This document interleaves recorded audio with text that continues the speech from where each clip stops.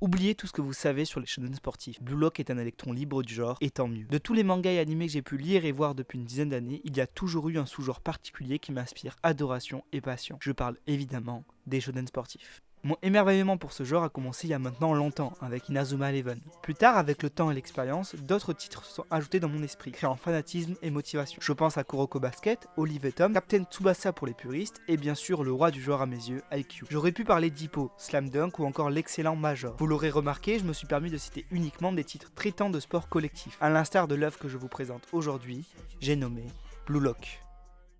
Je vous ai listé en début de vidéo les différents titres que j'ai vus et lus, mais je ne vous ai pas encore dit pourquoi j'aime autant les shonen de sport. Je pense que ça vient surtout des valeurs qui sont transmises à travers ces œuvres, me permettant ainsi de retrouver la même admiration dans un match entre Karasuno et Nekoma dans Haikyuu que dans le combat entre Goku et Freezer dans Dragon Ball. Le dépassement de soi, la soif de victoire ne jamais abandonner, l'entraînement pour devenir plus fort est aussi un classique du médium. La force de l'amitié et du collectif, si cela est vu comme un cheat code pour les shonen classiques, cela est bien plus logique pour le sport quand il est pratiqué en équipe. Blue Lock a fait le pari iconique, voire fou, de se délaisser d'une énorme partie de ses valeurs, propres au genre, pour les déconstruire entièrement. Ici c'est le joueur, c'est Izagi, le héros de cette histoire, son histoire, celle qu'il doit écrire pour devenir le meilleur attaquant du monde. Et c'est en ça que cette œuvre est unique, et a pu se permettre d'attirer mon attention.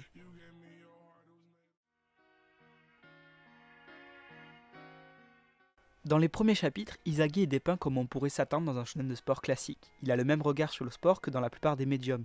Il joue collectif, comme ce qu'il a toujours appris du sport qu'il aime tant. Même si cela résulte sur une défaite, alors qu'il est au fond de lui persuadé de pouvoir changer l'issue du match, si il décidait d'embrasser son côté égoïste. Cependant, Izagi va vite se prendre au jeu de l'égoïsme que prône Blue Lock, et commencer à prendre un plaisir maladif encore inconnu sur le terrain. Le Blue Lock, c'est un battle royal acharné dans lequel tes compagnons de jeu d'aujourd'hui seront tes adversaires de demain. À ce titre, Blue Lock prend un malin plaisir à torturer le lecteur, car dès les premiers instants, nous savons qu'un seul des 300 attaquants sortira vainqueur de la dite sélection. A ce jour, rien ne promet d'ailleurs qu'Izagi sera l'attaquant ultime du Blue Lock, tant la compétition est rude et des dizaines d'autres candidats ont eux aussi toutes leurs chances. Et parfois, bien plus que notre Izagi. Blue Lock est aussi imprévisible. Contrairement à tous ses grands frères, aucun match n'est gagné d'avance. Rien n'est écrit dans le marbre et aucune facilité scénaristique n'est utilisée. Chaque personnage évolue, s'adapte, apprend et se dépasse dans des situations qui les poussent à faire ressortir leur fameux ego, et ainsi pouvoir embrasser leur fameux démon égoïste. Le concept d'ego est clairement le pouvoir de Blue Lock. On peut difficilement comparer ça à un effet de transe comme la zone de Kuroko Basket. On parlerait plutôt d'idéologie et de mindset. L'ego est une soif de vaincre née de l'instinct et de la rage du joueur. Et c'est avec cet état d'esprit et en réunissant les conditions nécessaires que les joueurs du Blue Lock pourront se transcender et faire un pas de plus vers le niveau de l'attaquant ultime qu'ils doivent devenir.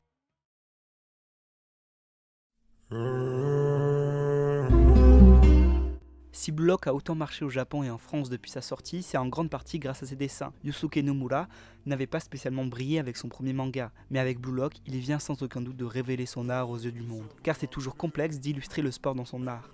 Et dans cela, Blue Lock excelle. Je sais que certains n'accrocheront pas avec le style graphique des personnages, notamment les yeux, qui sont la partie du corps où Nomura s'efforce de faire ressortir la puissance et l'ego des personnages. La trajectoire des tirs est toujours un plaisir, et j'ai étonnamment jamais été perdu dans l'action.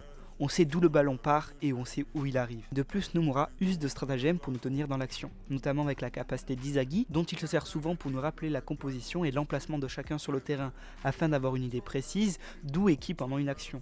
La composition des pages est un régal et lire Blue Lock est d'une fluidité sans égale.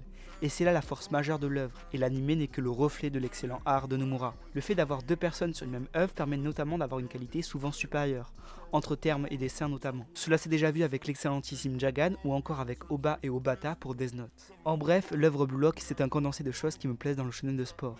Et avec la sortie des épisodes en animé, je ne me délecte chaque semaine de cette dose qui en devient presque vitale.